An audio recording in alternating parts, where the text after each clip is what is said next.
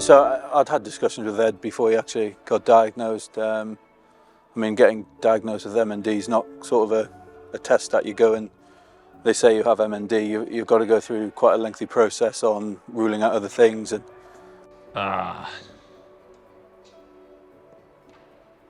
still raw, to be honest. It's bloody awful.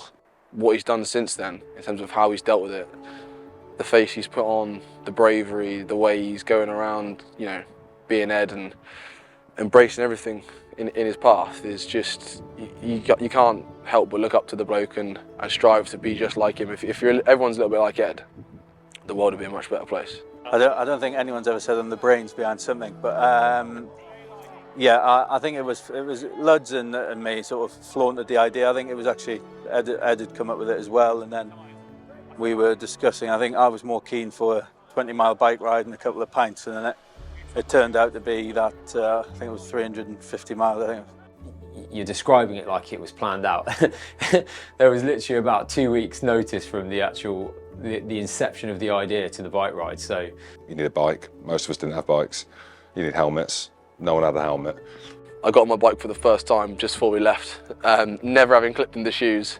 And it was probably the funnest 3 days you could have had with mates for a great cause. So, you know, the boys really put themselves through it, and obviously Ed, who at the time was, you know, starting to experience symptoms of his own, obviously, the MND, and like you'd see him having to clip his foot out and kicking his leg out because, you know, and his grip was going on his bike and stuff like that. It was a special few days, it really was, and you talk about bringing people together and connecting people through adversity and sadness and these things.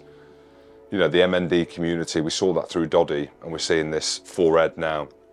It has this kind of strange beauty of bringing people together, and we laughed, we cried, we smiled, and we laughed again.